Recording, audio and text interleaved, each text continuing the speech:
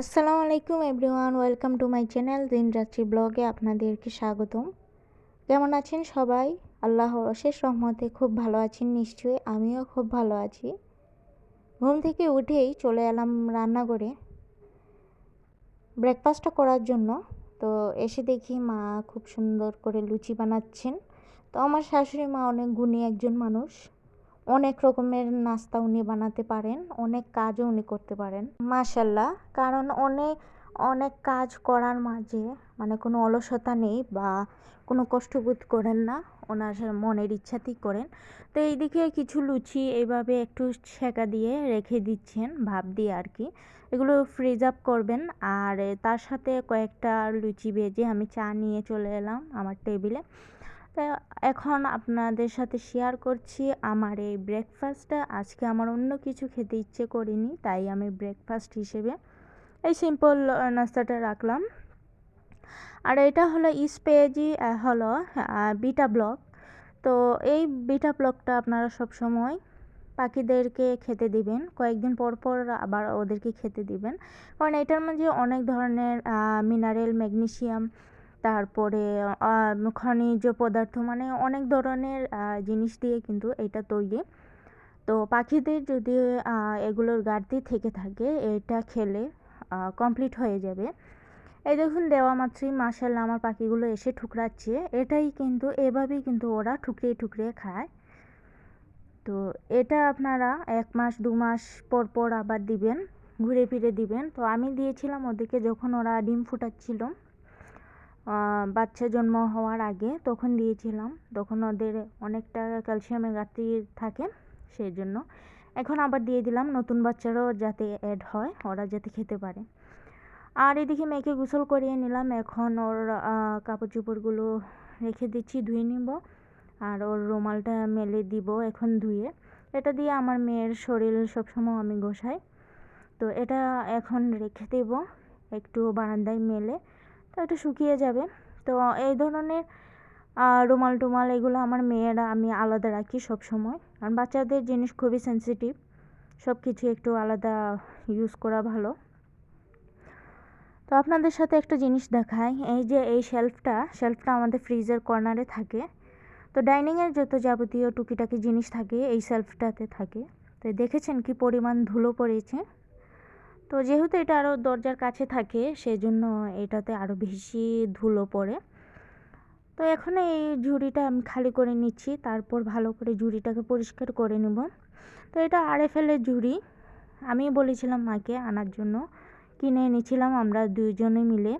কারণ ডাইনিংয়ে দেখবেন অনেক কিছু দরকার লাগে, আর এগুলো টেবিলের উপরে রাখলে টেবিলটা বেশি ব্লক হয়ে থাকে।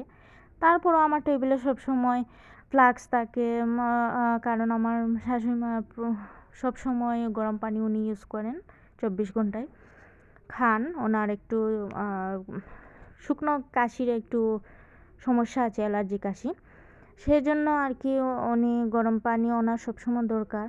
তারপর ওষুধের বক্স, মগ, এইসব জিনিস সামথিং এখানে রাখা লাগে। তো এই জন্য বেশি জিনিস থাকলে জিনিসটা টেবিলটা সাজানো যায় না, ব্লক হয়ে থাকে, তো দেখতে খারাপ লাগে।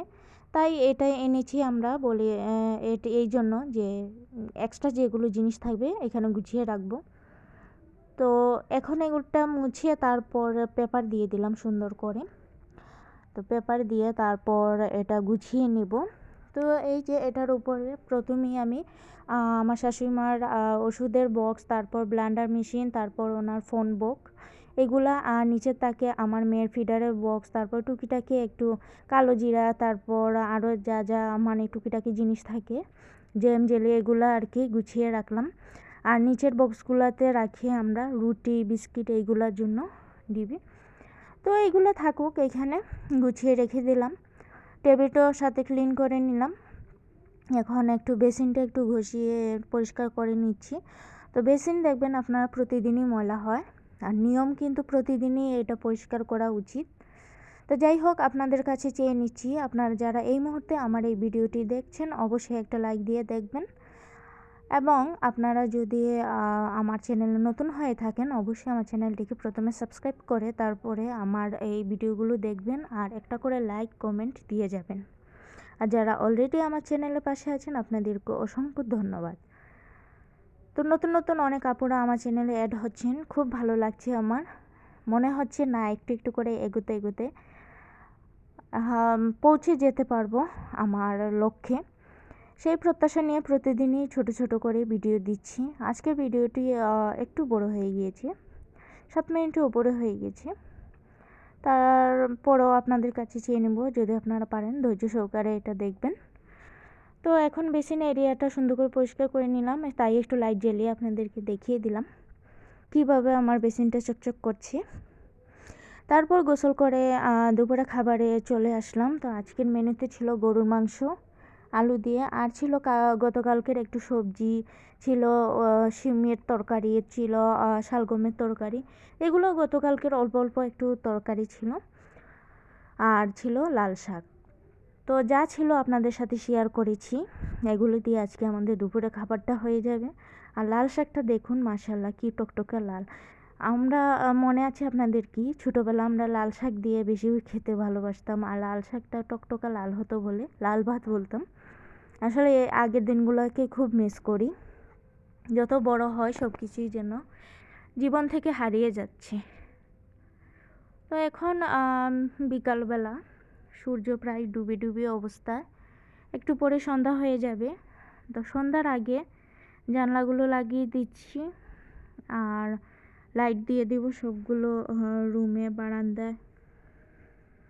তো সন্ধ্যার আগে সবগুলো দরজা জানালা এসব লাগিয়ে দিলে শয়তান আর ঘরে আসে না, সেটাই শুনে আমরা বড় হয়েছি আর সেইভাবেই আমরা পালন করে আসছি। তো সব কিছু গুছিয়ে তারপর আগে আরেকটা কথা বলি, আগে কিন্তু ঘরও আমরা ঝাড়ু দিতাম সন্ধ্যার আগে, সন্ধ্যার ঝাড়ু বলতাম সেটাকে। মানে বিকেলের আগে ঘরটা সুন্দর করে ঝাড়ু টাড়ু দিয়ে তারপর বলতাম যে নতুন করে সন্ধ্যাটা শুরু হয়েছে আমাদের, সেই জন্য। এখন আর এসব আর করা হয় না, আসলে আগের মতো আর এরকম নিয়ম নেই। তো দেখুন আমার কাঁচামরিচ গাছে কাঁচামরিচ চলে এসেছে ছোট্ট একটা টবে, মাশাআল্লাহ খুব ভালো লাগলো। আর যদি ভিডিওটি ভালো লাগে অবশ্যই একটা কমেন্ট করবেন। জানালাটা বন্ধ করার সাথে সাথে আজকের মতো ভিডিওটি অফ করে দিচ্ছি। আল্লাহ হাফিজ।